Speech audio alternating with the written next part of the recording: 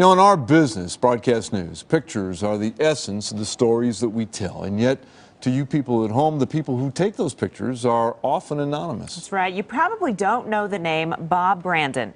His is a story of success and survival. And Fox 31's Eli Stokols is here now to tell us his story. Eli? Guys, thanks. Bob Brandon has told thousands of stories in a 40-plus year career. So tonight, we're going to tell you his. You see, Bob Brandon died this week. Some would say he's been dying for the last 5 years. They would be wrong. Bob is an icon, and Bob is a mecca in photojournalism, from the people who are on the air to the people who are behind the cameras. Anybody who was on the air, whoever worked with him, would say that Bob was as talented, if not more so, than they were. And a lot of them would give him credit for the pictures they got and the stories they got to tell, because Bob was in that mode, in that place, getting the pictures, getting the sound, getting to know the people. Yeah, that's right. Bob Brandon was the master and the consummate mentor to thousands of colleagues like fellow photojournalist Sharon Levy-Fried. Photojournalism was in his blood, and his passion was so contagious that if you met him and you were interested, he was immediately your friend. Bob's authored books won award after award, and yet was working just as hard at the end of his career as he did at the start. What's the success percentage? Working on a story he knows at least as well as his subject. To the long-term survival. Kidney transplants. We don't necessarily get every kidney from every donor. A story he lived himself for the last 5 years. In simple terms, I suffered a kidney failure, which is known as end-stage renal disease.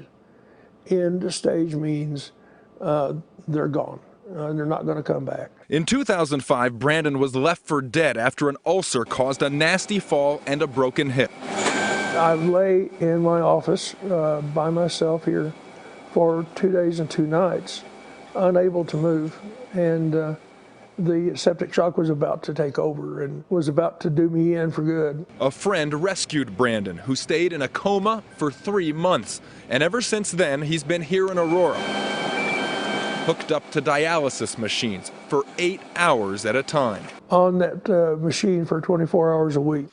Every other night. Night sessions that take twice as long as those done during the day.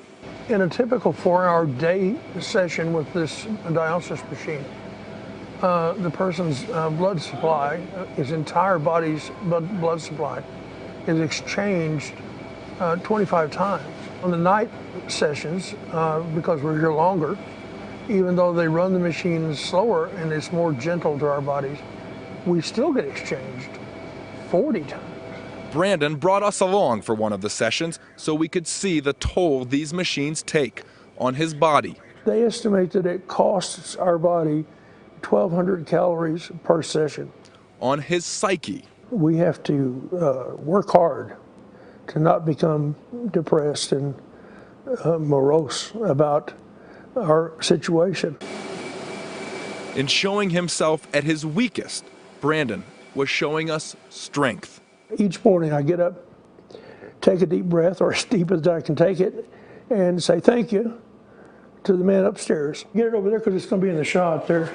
For 5 years, Brandon's had one sad choice. It's either or. It's either dialysis or death. Dialysis or death. But this painful process gave Brandon life, a chance to tell new stories. I'm not finding the clip that I wanted. He liked stories that allowed him to help other people. It gave him hope. Maybe today's the day. Maybe the phone will ring. Maybe it'll be the transplant center and they'll say, we've got the perfect match. For 5 years, his has been a story of survival, a story his friends know is now theirs to tell. It's really important to Bob to get the message out that donation is important and transplant is important. Hush. Let's go home. There'll only be one Bob, and anybody who ever met him knows that.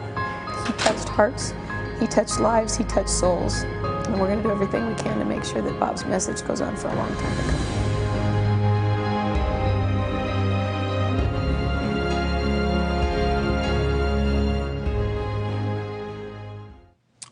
Sharon Levy-Freed is the director of the annual National Press Photography Association workshop. It's a place where she first went a few decades ago and began honing her craft with Brandon's help. Brandon has taught generations of journalists there for decades. He went there even after he was sick, and he's taught many of our own staff, including Dave Wertheimer, who shot the story you just saw, and Josh Moranis, who edited it. They are a part of a fraternity of photojournalists, of journalists from coast to coast who are mourning Brandon tonight. He was 63.